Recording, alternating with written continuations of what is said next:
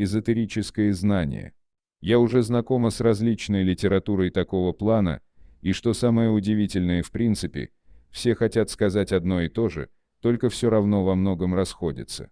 Я, например, от такого количества информации уже начинаю путаться, как правильно, а как неправильно. Практически все говорят, что всякую информацию не нужно принимать близко к сердцу. Но что делать людям впечатлительным, и, допустим, тем, кто ежедневно подает милостыню? Ведь не принимая и не понимая чужое горе, мир станет черствым и злым. В будущем я хочу стать журналистом, и уже сейчас работаю в одном из изданий, где в основном сталкиваюсь с проблемами женщин, пишу на основе их истории очерки. Невозможно работать продуктивно, не пропустив их заботы через себя. Что делать журналистам, которые ежедневно сталкиваются с информацией различного характера? Неужели это означает, что мне всю жизнь придется раскачивать маятники или страдать самой? Может, я чего-то не понимаю? А еще иногда возникает мысль, что все подобные идеи, включая трансерфинг, утопичны. Ведь если разобраться, и трансерфинг-маятник, который создали вы и раскачиваете мыслями других людей. Так почему бы не сделать его законы более простыми? Трансерфинг не выдуман, поэтому его законы не переделаешь. А выдумать такие вещи вообще невозможно. Научиться этому у других тоже нельзя. Эзотерическое знание не выдумывается и не выучивается. Оно просто есть в общедоступном месте. Я называю это место пространством вариантов. Другие могут называть иначе, но суть от этого не меняется. В своем письме вы говорите, что путаетесь в некоторых вопросах. Как разобраться во всем этом множестве учений, которые, по вашим словам, говорят об одном и том же, но все равно расходятся? Не поверите, как просто. Прочитав гору литературы по психологии и эзотерике, можно в определенный момент остановиться и забыть все, о чем писали другие люди в своих книгах. Если у вас накоплен минимально необходимый фундамент в какой-то области, можете получать дальнейшую информацию напрямую из пространства вариантов. Для этого нужно иметь дерзость, прекратить искать ответы на вопросы в чужих книгах и обратиться к себе. До тех пор, пока разум обращен к мудрым мира сего, вы будете путаться и находиться в положении вечного студента. Смените ориентацию, обратите свой разум к своей душе и получите ответы на все ваши вопросы. Знаете, что отличает тех, кто делает открытия, создает шедевры культуры, искусства и пишет книги, от прочих, которые удивляются этим открытиям, восторгаются этими шедеврами, читают эти книги? Что отличает творцов от ценителей и учителей от учеников? Первые имели дерзость оторвать свой разум от чужих творений и обратить его к своей душе. Ценители и ученики вовсе не обделены талантами. У них просто намерение направлено в другую сторону на то, чтобы ценить чужое и учиться у других. Вам может показаться, что я пытаюсь заниматься пустой демагогией или пережевывать какие-то общеизвестные истины. Обратить разум к своей душе. Что-то здесь не конкретно, неясно и отдает какой-то приторной духовностью. Но на самом деле я говорю о совершенно конкретных вещах. Сказать, что ваша душа уже и так все знает, было бы не совсем точно. Душа не знает, но имеет, в отличие от разума, доступ к полю информации, где хранятся данные о прошлом и будущем, а также где есть все шедевры и открытия. Разум воспринимает чувства души, как интуитивные знания и озарения, а затем интерпретирует в форму общепринятых понятий и обозначений. Разум не может выдумать ничего нового. Он способен только собрать новую версию дома из старых кубиков.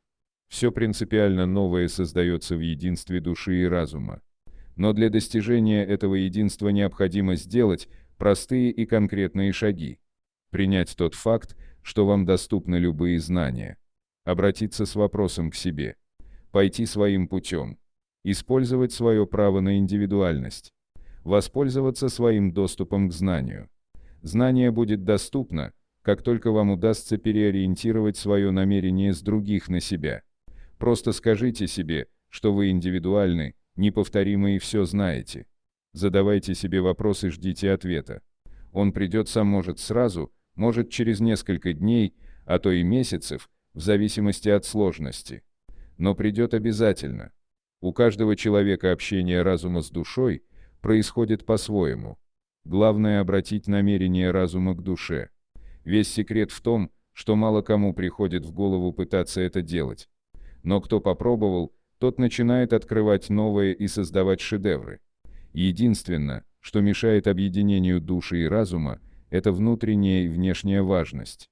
Важность запирает творческое начало в футляр общепринятых стереотипов. Вот что вы пишете о проблемах читателей. Невозможно работать продуктивно, не пропустив их. Заботы через себя. Правильно проштампованная фраза, не так ли? Можно еще добавить, что не пропустив проблему человека через себя, вообще невозможно ему чем-то помочь. И это тоже звучит правильно. А на самом деле ложный стереотип, сформированный маятниками. Вы решаете проблемы людей не благодаря тому, что пропускаете их через себя, а вопреки этому. Более того, погружаясь с головой в чужие проблемы, становитесь уже не способны решать их объективно. У людей возникают проблемы вследствие того, что они погружены в свою игру с головой. Жизнь с ними случается, и они, как в неосознанном сновидении, находятся во власти обстоятельств. Но стоит спуститься в зрительный зал и взглянуть на игру со стороны, как многое станет ясно. Пока вы с головой погружены в проблемы людей, вы находитесь в одинаковом с ними положении. Для того, чтобы понять и решить их проблемы, нужно действовать отстраненно.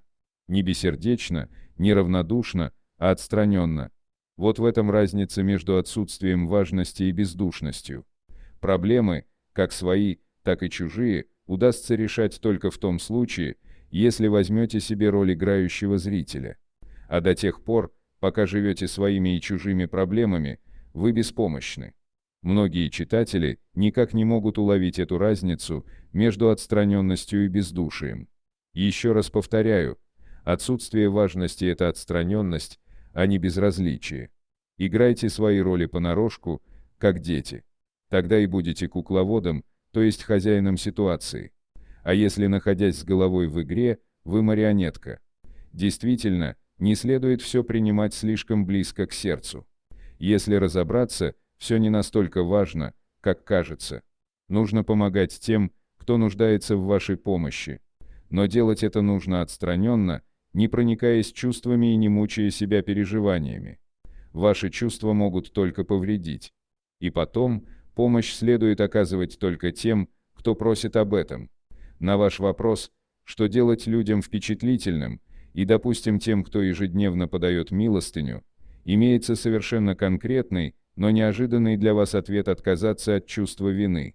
Если вы систематически подаете милостыню, значит чувствуете обязанность. А обязанность происходит от чувства вины. Вы не столько сострадаете нуждающимся, сколько чувствуете обязанность им помочь. Это есть не сострадание, а проявление важности. Если у вас внезапно проснулось сочувствие, конкретной бедной больной старушке это сострадание. Но если не можете пройти спокойно, без внутренних терзаний, мимо любого